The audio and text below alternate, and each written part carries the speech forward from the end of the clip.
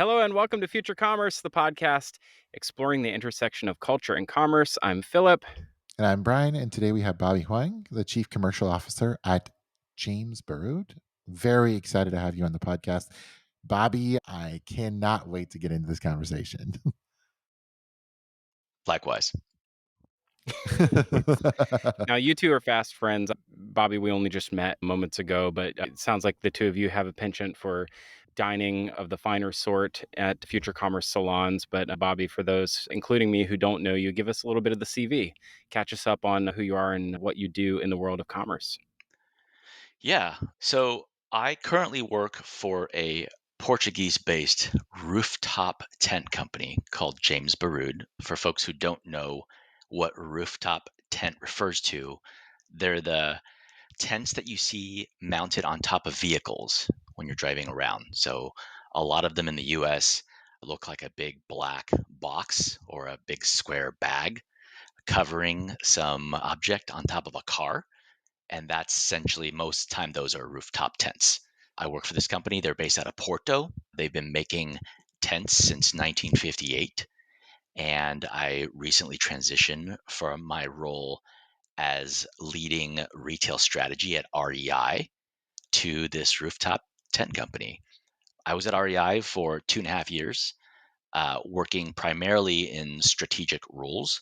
And prior to REI, I did a short stint at a locally based, Seattle based technology startup working on data integration software, data virtualization for those who nerd out on that kind of stuff.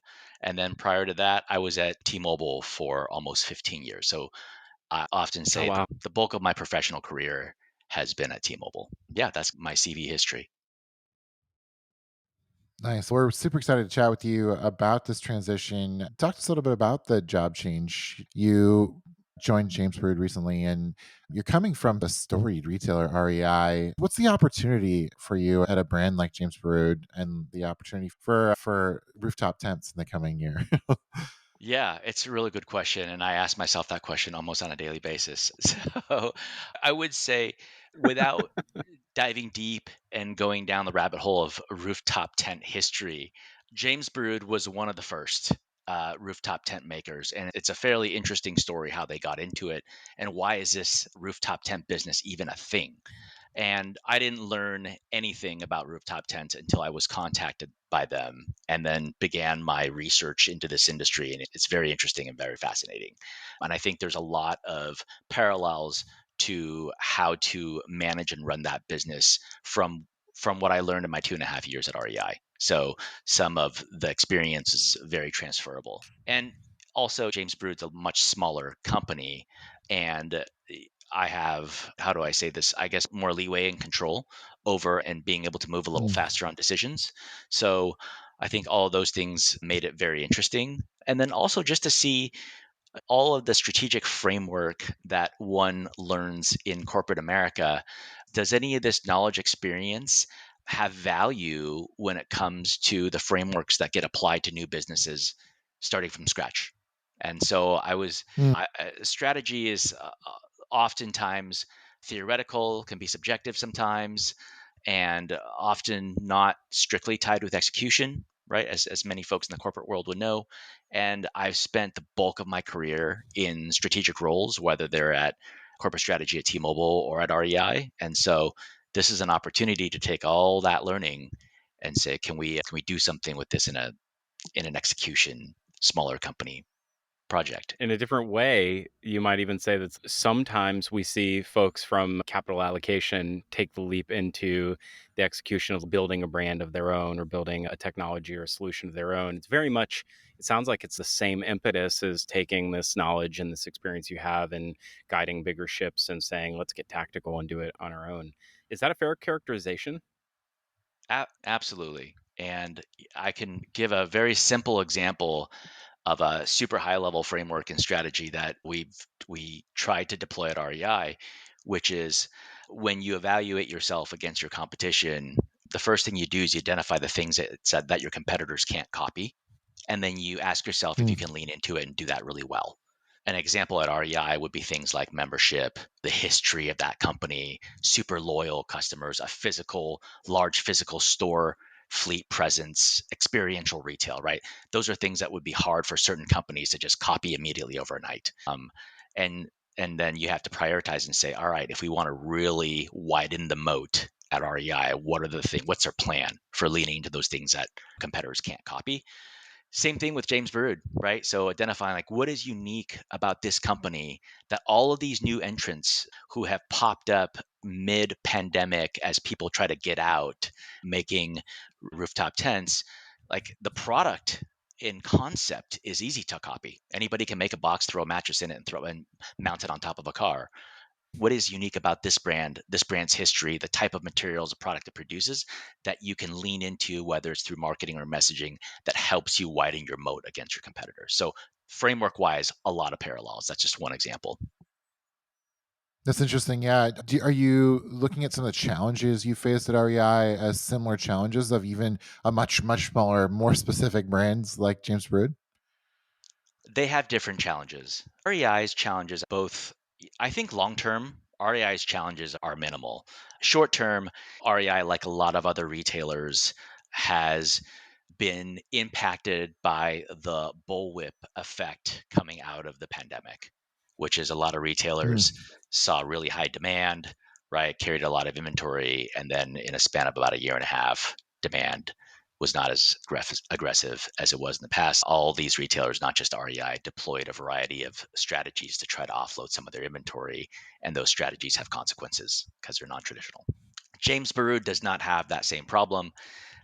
James Baroud's revenue today comes primarily from Western Europe. I would say probably 70 to 75% of sales come from like a handful of countries: Netherlands, Germany, France, Spain in Western Europe. And then the rest is split between Australia, Japan, and the United States. So Hmm. there is really large potential both from just the number of population and disposable income and the outdoor participation score in places like the US and Australia and even Latin America to make folks more aware of the brand, the difference, and the value that this product can bring into their lives. My job is to help share that message and story. Speaking of story, one of the last salons we did together, we got into discussion about the multiplayer brand, which is a concept we've pioneered here at Future Commerce. And this idea of participatory brands, co-building brands, and building brand in concert with specific communities. And you talked a little bit about this at the salon, but the idea of the multiplayer brand is highly compelling to a big retailer like REI. How would you see REI evolving into the future if they were to lean into sort of the idea of a participatory brand, a multiplayer brand, and what will that kind of look like in your mind? Yeah, I was thinking about this prior to getting on the call and thinking through some of the examples in the Dork Mode article that was shared with Future Commerce Mm, folks a few months back. And the conclusion that I arrived at is REI has actually been doing multiplayer brand in the physical space for a really long time. And we can probably have a full podcast on all of the benefits that REI members get that but don't know about experience and things like REI runs a travel business and members get preferential right. Mm. treatment and Yeah. pricing. REI does an adventure camping business. REI rents boats and kayaks and paddle boards. REI Hmm. is in the process of building out a fleet of re-commerce stores that only members can shop at. These are all Wow. microcosm examples of completely different yet somewhat adjacent experiences in different physical spaces for their best customers, right? So Ari has been running with this framework and concept for a really long time in the physical world. And I also often like joke with my friends and say there was a period of time where experiential retail was a really hot phrase. And REI has been doing experiential retail before it was even known as a thing. It's just by nature of the industry Yeah. that they happen Mhm. to belong to. So I think for multiplayer brand for REI in the physical space, they're in it. Now, in the digital world, the ideas are endless, but the interesting piece about beefing on REI in the digital space is that REI's ethos is to get people outside. Their whole brand is about getting people to enjoy fresh air and have the sun or rain hit their face. That's what the business is all about. And spending to deepen digital experiences at REI and create a better digital multiplayer brand experience, I think strategically it might be a hard sell because it's not fully Hmm. aligned with the core mission of its current best member base. But as you all know, the younger generations are a little different. And so it may evolve as time goes on. As you were talking, my brain started turning. If that is the core mission, I actually think leaning into dork mode, into a multiplayer, more participatory experience online actually makes even more sense to me, because oftentimes when we're shopping online, we're just shopping. The whole point is just to shop. But I think there's opportunity to capture and engage different audiences in different ways, in a way that actually gets them more excited about being outside than just a shopping experience. In my mind, I'm thinking, man, actually, I think what you said is even more reason to lean in. But Philip, I feel like you were about to ask a question, so I'll turn it over to you. No, I'm just going to play audience surrogate because some of these concepts probably just haven't been defined here. And if there's folks that are new to the audience, I just want to make Oh, sure they're good on the call. same page. As dork mode, which has been referenced a couple times already here, is this idea that we put out in 2021 that's come up a few times in different contexts of folks being able to personalize their digital experience in a way that feels like the brand has delivered something unique to them. So dark mode might be one way of opting into a visual aesthetic that is easier on your eyes. Maybe dork mode is a more offbeat aesthetic that we've theorized that brands could be building for the future to say, this is the same. It's a similar experience, but one that you could opt into that's a little bit off kilter, or potentially one that speaks more directly to a specific audience. And of course, we put that in context of why would Gucci build a Roblox experience? What does that mean for that particular to be native to a channel? Bobby bringing that back as to what that means is, are there layers of that type of experience that a modern brand might be thinking about as ways to stand out? How do you lean in more to, say, the history of the brand, or the way that your James Baroud, for instance, might be telling a story that looks a little more, maybe it's a little more editorial than it is selling or a direct shoppable experience these days, but maybe that lends itself to have more immersive experience. What are those things that you see as opportunities, I guess, is the question I'm asking. Yeah, and for James Baru, this I can share, and I really appreciate this relationship with Future Commerce and you guys sharing these concepts with me because my brain immediately says, okay, how can this be relevant to what I'm currently working on? So let me just share that because I think it's very relevant to your question. Hmm. The and through doing that, I have to give just a little bit of history on the rooftop tent business so folks understand why it's material because history is a differentiator. Yeah. So this came to my mind when I was researching, like, why is rooftop tent even a thing? Like, how did this come to be? And when you dig back in the archives of the rooftop tent library, what you'll find is that originally there were two companies based out of Europe that decided to put tents on top of vehicles and camp this way.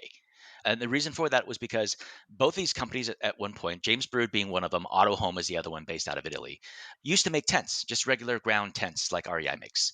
And in the early to mid 90s, there were a lot of new tent makers from Asia that entered primary markets like the US and Europe and drastically undercut prices.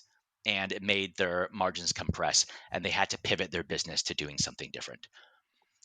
The founders of some of these companies used to love going on caravans and camping in many different parts of the world. Some of those places are like North Africa and Australia. In those places, to a certain degree, it's not safe to sleep on the ground because of bugs, snakes, weather, temperature, a whole host of different reasons. It's actually better to be sleeping on an elevated platform, like maybe some plywood or some crates or on top of a car for that matter, and not directly on the ground. And so that is where putting a tent on top of a car was born. And the cool thing about putting a tent on top of a car is that when you're doing these caravan trips, you don't need to hire a bunch of guides to help set up camp for you, right? Because which is Mm. expensive, it's time consuming. And if you just throw a tent on top of a car and it opens easily, it allows you to get out a lot more often and not have as much of a hurdle in going on like a major expedition type of a trip. And so that's originally how this concept was born. A couple of these companies that pivoted from making ground traditional tents, putting the tents on top of a car, selling it to a very unique audience who'd be willing to pay a little bit more for it.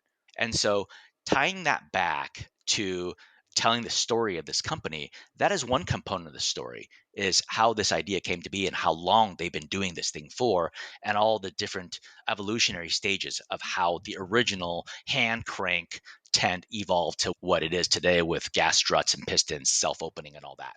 That is one side of the story. The other part of the story for this particular for the company that I'm working for has to do with the founder's father who made his name in fabrics. So he was a guy who was Hmm. in the Portuguese military assisting with making ground civilian refugee camp shelters, right? Identifying the right canvases, building the right structures for civilian shelter building. And one of the things that he told me when I first flew over to Porto and interviewed with the company is he said anybody can make two shells and throw some fabric around it and call it a car top tent. But the companies that really differentiate in terms of quality, experience, and comfort are the ones that put a lot of heart and soul into the fabrics. Because at the end of the day, you're up Hmm. high, you're going to get more wind, more rain, more sun hitting against you. Your fabrics are everything. So if your fabrics aren't good, your comfort is not good. And they've, through a lot of experimentation and different partnerships, have partnered with a company based out in the Netherlands that makes the spacesuits for NASA, and it's a custom proprietary 3-layer material that's super breathable, very weather resistant, sound dampening, light reducing to use as their fabrics. And if you ever touch one of these rooftop tents, this becomes very apparent when you touch just ripstop nylon, which is what a lot of these companies use for all these new tents are coming out, to one of James Baroud tents. And I share that story because that is the type of historical narrative. Like, how did we arrive at this fabric? How did this thing come to be? It didn't just get conjured up overnight, right? These are lots of steps along the way for when you see this thing today on top of a car to be what it is. And so when you open up that tent and you crawl inside and you look around, all that history, innovation, and iteration in that process surrounds you. And so that is the message that I want to tell to a broader audience, if you will. To me, this plays so well into the narrative that we just came out of this past week. We just launched our Muses journal where we explored the how inspiration is really the motivation behind creation and purchasing cycles, and really how brands have become sort of these modern muses or champions of muses for many people and are inspiring them to live their lives in a different way. And the story you just told just takes me straight to this concept of muses. Do you see James Baroud as a muse for your customers? That fabric process, that story of how the company was started, and the focus on being outside and off the ground is so needed in the state of Florida where Philip lives. I uh, could have used this on my last through hike of the Ocean to Lake trail where 90% of it is underwater. But yes.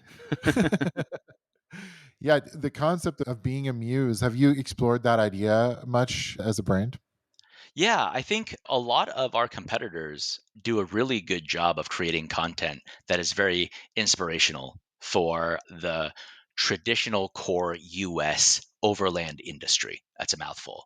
But as you may or may not know, there is a growing community of people in the US who all have some type of vehicle mounted camping system, not like an RV or like a trailer, but something that's light, that's fast and easy for them to get out.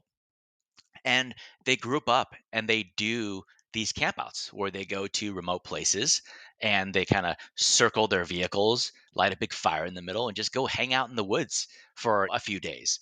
And I think the James Brood, in conjunction with our competitors in this industry, do a really good job of creating lifestyle content and putting that in front of folks to inspire them to get outside more. Because until you do it, it's truly an incredible experience. You know, to be out in the wilderness with like-minded folks who just want to be outside, by a fire, cooking your food outdoors and having a good time. It's pretty cool. That I think we take very seriously, and we're constantly talking to our marketing agency about how to show up well in this community. What do we need to do both from a content, from a expo, fair, giveaway, from everything from marketing effort to show up well in this community and continue to aspire more people to get outside this way. That is one thing. The other thing that I have recognized after having this product, and especially living in the Pacific Northwest where, the weather is very temperamental, is it actually helps with getting families and kids outside more. In that, if you're someone who enjoys getting outside, having a really quick, rapid pop up shelter that you can drive around with you allows you to get out from under the weather and do fun and cool things with your family a lot easier and a lot faster. For example, our family, we throw a couple of sleeping bags up there. We keep a jet boil in the tent, a couple packs of Mountain House in the tent. My daughter has a whole bunch. I've got a 2-year old kid. She has a whole bunch of her toys and dolls up in there. And when we go to friends' soccer games, when we go to different events, we want to go do a drive-in movie, right? And you're always ready to go. If you're taking a long road trip and you want to just pull out the side of the road and just hang out with your kid for 20, 30 minutes because she's been sitting in the car seat for 2 hours, is getting antsy, you can just do that and it'd be really comfortable. And so I would like this product to serve as a muse for families and their ability to just enjoy life more. The question really that comes to mind is a role, because we talked about sort of the provenance of the brand, we talked about your competitors, we talked about this idea that your customers can find a better life and more adventure outside. What is the modern role of the chief commercial officer, and how do you bring some element of change and growth to the business of finding new commercial opportunities for a storied brand? I think one obviously seems, you hinted at it already, is there are markets that are pretty much untapped already. How does your knowledge of those markets allow you to help the brand scale and grow? But what would you do differently? It seems like if you're creating content and you have this great quality product, it seems like it's a factor of time more than it is a whole bunch of brand new strategies and investment. But maybe correct me if I'm wrong. Before I get into answering the question, I always caveat what I'm about to say by telling folks I have no idea what I'm doing. So we'll just get that out there. I've never been a chief commercial officer in my past, and this Sure. entire process has been a test and learn for me, and copying, borrowing, and stealing concepts from other businesses that I think have done it really well, and then testing it within our own brand and ecosystem to see how it works. And I can say that from everything between strategic framework to our website to marketing agencies and content and everything else. So scrapping all this stuff together. But to answer the question, I think one thing I want to do, again, this goes back to the framework, which is like what there's a whole bunch of new entrants into this business. So if we go head to head with the iCampers of the world to tell a hardcore overland story, then I think that's going to be a lot of money, time, and effort burned for, I wouldn't say minimal gain, but not the best return. And so, what we have done on our team is to look at the things that this company does really well that a lot of the other new entrants cannot copy. So that's all the history, all the trying to speak to families, highlighting things that this product can bring to people who may not be receiving the message that a lot of the new entrants have done. The other part is, like you said, there's just basic market strategies. Like the US is really undertapped, underserved. And so, how do we do the US really well? And US is vastly different from Europe. And what are the things that we need, the foundational things that we need in this country to enable this brand and this product to grow in the US? That is a whole bunch of different components that we're slowly starting to put into place right now. Everything from dealers, relationships, marketing, various distribution strategies, supply chain, so on and so forth. And then Hmm. lastly is just the general story of the brand, right? How do we want anybody in the world to know when they see James Baroud on a car or anywhere? What do we want them to feel? What do we want them to know about this brand? Beyond just the history, but how do we want them to feel? You look at the iconic brands out there. When you see these things for different people, that logo, that brand, those colors, they send a message. And I want to be very intentional and distinct about what James Brood stands for and what it means to own one of our products.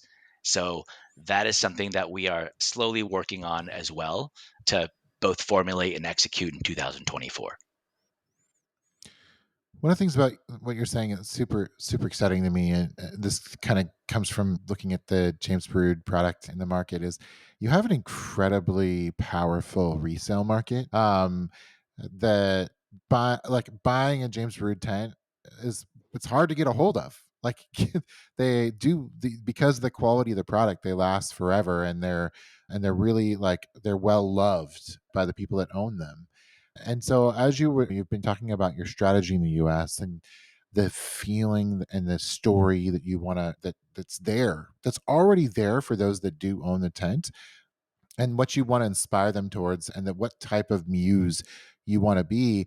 I can't help but think there's already like a multiplayer story involved here, because when you have a high value resale market, that means that people are really committed to the product and believe in its value. And like when something goes up for sale, it doesn't sit on the market long. It's going to get snapped up because people know and trust the quality.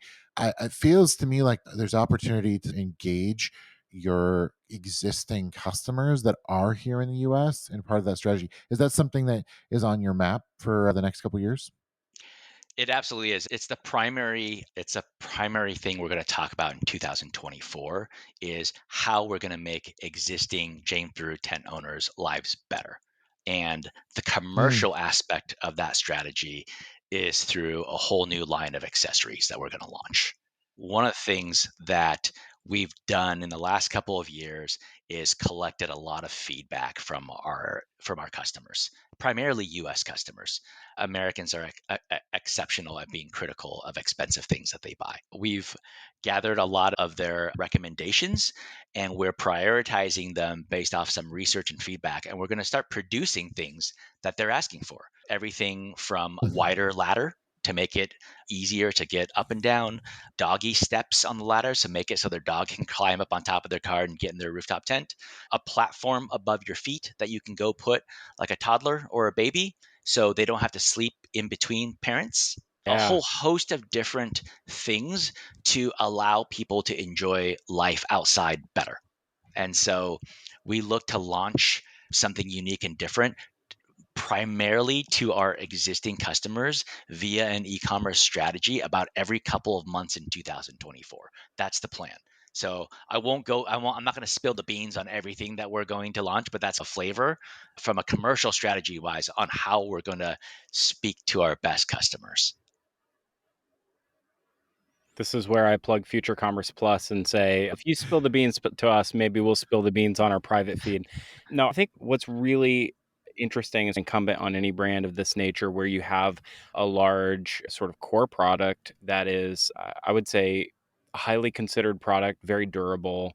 You have to create the lifestyle that exists around the product, and there's plenty of opportunity to capture more of the share of wallet, if you will, from the halo effect of other products. Just one look at the website is I could have everything from a campfire stove to an awning. There's so many things that I could have that I could look to your brand to help provide to me. I think it's the way that you make the appeal to the customer in this particular kind of customer, I think has a lot to do with the social circle. At least in the United States and at least in my algorithm is I need social proof. And social proof is the thing that creates the illusion of the scale of the brand for me and making me want to flex that I own this thing to my friends. It's not that I have a smokeless stove, it's that I have a solo stove, right? I need to have the brand super matters to me. So that's a really interesting challenge to overcome because there's a mix. There's a mix of brand marketing. There's a mix of, I would say, channel marketing as far as creators and affiliates, and there's just so much to do. And this is, I think, this classic place of a brand like where you are is that you have this level of success. And now to get to the next level requires a strategy of choosing where to start And so give me a little bit around frameworks because you said you've borrowed frameworks. Give me a little bit about frameworks and the ways that you get the team rallied around things that you have an intuition might be the opportunity, and how you would get the team on the same page to say, this is where we're going to make investments, and these are the checkpoints that we're going to use to qualify whether they're working for us or not and whether we pivot. Yeah, so we try really hard to be transparent in our decision making. So it's not me saying we're going to do these things. It is our team laying out the challenges for our business, right? So we know where revenue is coming from. We know together opportunity that markets that are under tapped. We know what customers are asking for, and we make bets as a group. And I know that sounds very cliche, but like this is not a super big company, right? So there's only Mhm. 20 some odd folks that are like the primary decision makers, or at least influence the direction of the business at HQ back in Portugal. And my job in terms of deciding what investments get budgeted for in the following year is to be as transparent as I can about the realities of our current business and then long term strategic growth. So, where do we want to be in 2 or 3 years from now? And how are we going to get there? We want to get X number of tents sold, which equates to helping so many more people get outdoors. And so, where is our best opportunity for that and for that new growth? And how do we decide what to prioritize? Because there's only so many people and so much time. So that's on the growth aspect. And the other piece is, like I mentioned just a second ago, which is like, how do we make our existing fans and core customers' lives better and easier? How do we take all that feedback and actually execute and turn it into something tangible for them? We we recently, in addition to collecting feedback that we get in our contact box online, where we everybody in the core team reads every single message from our customers that comes through. In addition to that, Wow. I took a couple of the leaders from our Portugal office and I took them on a drive up the West Coast. So there was recently a show in Vegas called SEMA. It's the biggest, I think, aftermarket automotive parts show in the world. We generally participate in it every year. And so after SEMA, we drove from Vegas to San Diego, and we drove all the way up the West Coast to Seattle, and then the Portugal team flew out of Seattle back home, but they got to see the West Coast of the United Cool. States in a Wow. nutshell, right? So we stopped at a lot of our dealers' shops. They brought some parts with them to do post production enhancements, like small things, like they brought some comfort fabric to help cover up certain metal or aluminum parts inside of a tent. And we wrote an email blast to all the customers that bought at those dealers and say, hey, we'll be at the shop on this date from this time to this time. It takes about 20 minutes to do this post production modification. If you want to, our Portuguese team is there. We're going to allocate 6 hours and we'll do as many tents as we can. And so these That's so customers, cool. Yeah. they got their tents upgraded for free. And myself and our head of operations got a chance to interview them about what they like, what they don't like, what are the things they struggle with. And so jotted down all these notes for West Coast US customers. And since that trip, it's been like what, a couple months or something like that. We'll go back and start noodling on like, all right, these are some key themes that have jumped out. How do we fix these problems? How do we Mm, make life easier? And they're transferable to, say, customers in Australia from New South Wales, right? They go to the beach a lot. How do we make these things yeah. better on the beach? Yeah, so that's an example of strategically, like, how do we make decisions together? We're trying our best to be transparent about the drivers of those decisions together. I love this. This is the participatory brand at its finest. Like being able to go be with customers where they are and get real feedback with them as you work with them on the product and incorporating that back in. That's to me, that's like a combination of like of a participatory economy alongside understanding the archetypes of your customers and what are the things that matter to the different types of customers. Pulling that together and doing that as a roadshow in person, it speaks volumes to me because it's very difficult and you see a lot of brands just gather feedback through very rudimentary means. This is very phenomenological in its approach, which is to say that you're actually collecting first person narrative in the moment that it's actually happening and taking part in that narrative by being on the road, by using the tents as you go, by hearing what other people are doing. This is community building and at its finest. Philip, I'm nerding out so hard right now because it sort of I can ties tell. together all the things that we like believe in. It does. I also I have to ask because it's so top of mind for you because you've made this move in just the last few months. But Bobby, you also obviously you started this role here. It sounds I don't know if you said it on the show, if it was in our pre-show, but you were recruited, I think. And when you're thinking about this idea of moving into a new role, you're establishing trust with your team, right? And your team is learning how you work, your work style, vice versa. Sounds like you have a move on the horizon too to get closer to some of those folks too. What are some of those what is that move like right now, and how does that sort of contrast with your prior moves, so maybe pre and post COVID, in, like, the way that business is done and maybe the change in the scale of the team? Like, what how does your tactic and the establishment of trust go as a leader? Because you're coming into a leadership role in a brand that has a bit of a history, and I think you have to make some, I would say, some key decisions that require trust to be extended, but you also have to win it too, right? You do. And I'm only a couple months into this. I would Mhm. say doing business in Europe is, especially in this industry, is very different than in the United States. And that's something I'm still learning into because I haven't moved there yet. And I've only met a couple of the European importers face to face. But strategically speaking, this is going back to my point of reiterating the fact that I don't know what I'm doing. I think I tried to be transparent with the team that I will ground myself in trying to do as much research, learning, and understanding of core challenges of the business and industry as I can. And my job as a leader Mm. is to take that synthesized, aggregated information and share it with all the key decision makers in the business. I may not know how certain parts of the history of this business worked. I may not know about distribution challenges that have happened in the past, and I'll learn that along the way.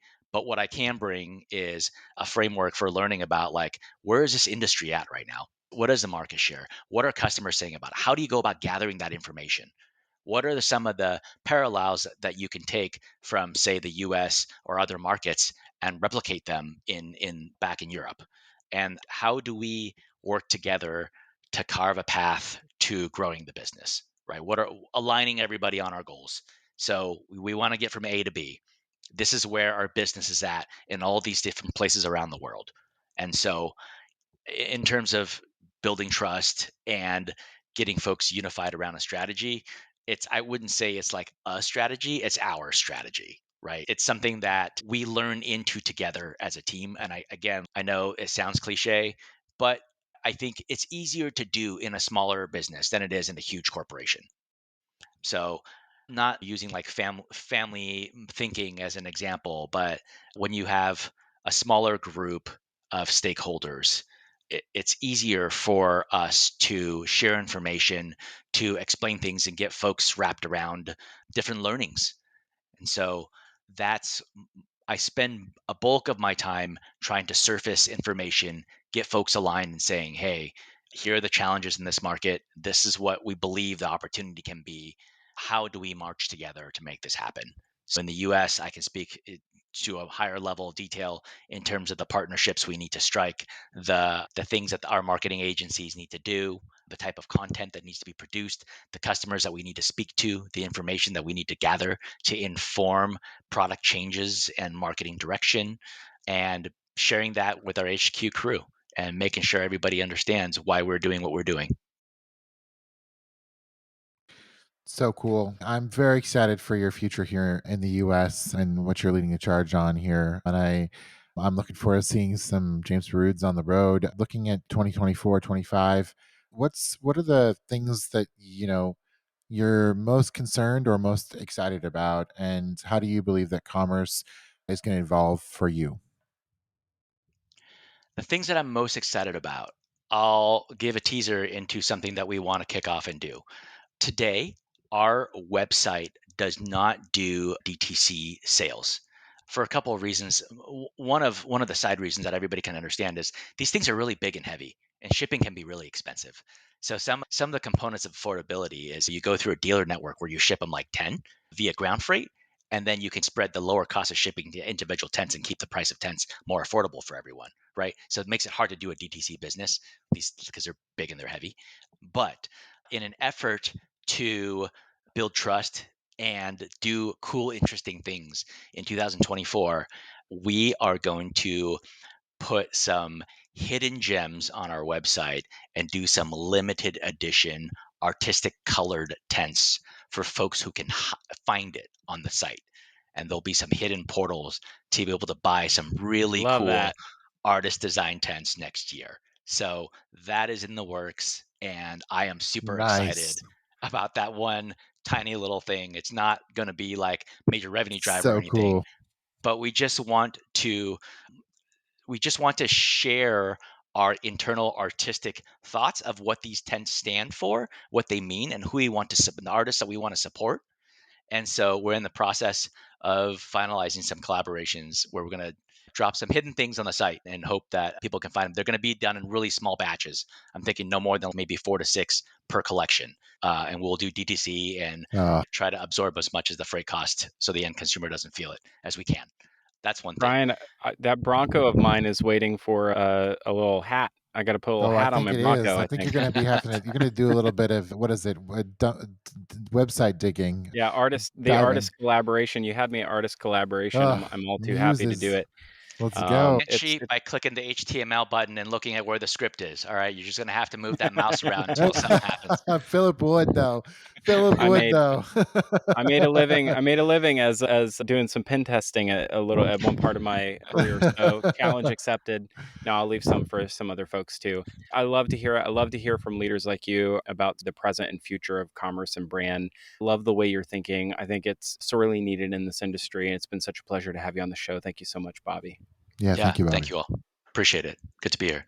And thank you to everybody for listening to Future Commerce. You can find more episodes of this podcast at YouTube. Believe it or not, we have a video stream. You could watch us. You could watch me in my denim jacket and but you could second screen with us in the background. We love to have you, and you can get ad-free episodes of this podcast and more, including exclusive After Dark bonus content where we may or may not leak all of the future plans of James Brood and other brands. But no, just kidding. You can get that at futurecommerce.com/plus. Join the monthly membership and get discounts on merch and access to those future commerce salons that we just told you about. All of that's available for your membership. Join the membership, futurecommerce.com/plus. Thank you so much for listening to this episode of Future Commerce.